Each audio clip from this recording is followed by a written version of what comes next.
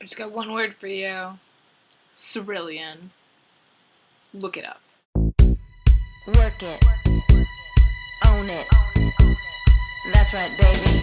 You've always known it. Today, I am going to talk about the 2006 guilty pleasure, because that's what it is for me, The Devil Wears Prada. Based on a book by the same name that is equally guilty of being pleasurable. Just kidding. I hated the book. This movie chronicles the short year in a young woman's life working as an assistant for the editor-in-chief of Runway, and how terrible her job was. This movie is definitely a good life lesson for those of us 20-somethings that are looking for jobs in the corporate world, because it's telling you just gotta stick with it. No matter how terrible your job is, if you are good at it and if you can do your job, then do it. It's just a great tale of perseverance. It's a great message to balance both work and play. That's why this movie is good for really anybody that takes their work too seriously. Just remember, it's just a job. It's just for paying the bills. It is not your entire life. And if it is your entire life, then you're not gonna have a life other than work. Get it? Got it? Good. Done. Moving on.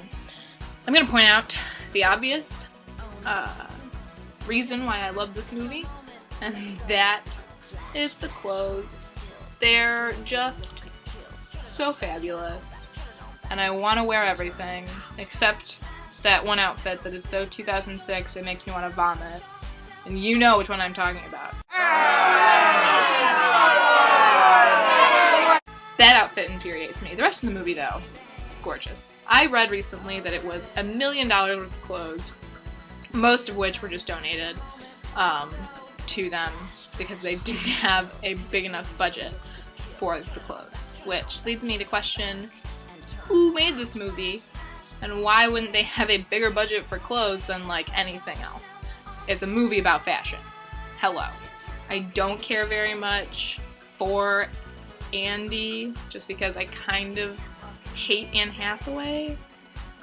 Stanley Tucci as Stanley Tucci is flawless. Emily as Emily, she's just such a fun character, and she's definitely the perfect like middle between Miranda and Andy, of like someone who hates their job but has to go to it, someone who their job is their life, and then there's Emily. She's only doing this job because she loves clothes, and I can appreciate that.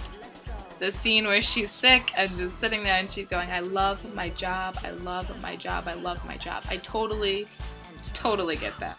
And that's why I love Emily, because she's very real. She also, in my opinion, is the most quotable character. I cannot tell you how many times I have spat out the line, every time I feel like I'm going to pass out, I eat a cube of cheese.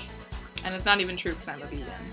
Finally, we have one of the most powerful female characters of the last 20 years, Miranda Priestley. She is just a badass, and I love that. She's just, in control, and she's super hardcore, and I mean, she's based on a total bitch, but she's not real, and she's really Meryl Streep. And the woman who she's based off of is not really Meryl Streep. So obviously she's just really a bitch. But this is running in circles. I love Miranda because she's a powerful woman. She knows what she needs to do to get shit done, and she doesn't really care who she steps on. And while that is a great way to wind up alone, which she does, it's also something I feel like I should respect her for, because there aren't very many powerful corporate executives that are women, and most of them have to answer to other people. But Miranda represents an industry that needs female executives, because what do men know about fashion? Nothing. Men don't dress for men. Women dress for women, and that is it. She doesn't give a shit about the people she hurts, because her job is her life. And while that's really evil, I really respect her for it. Good for you.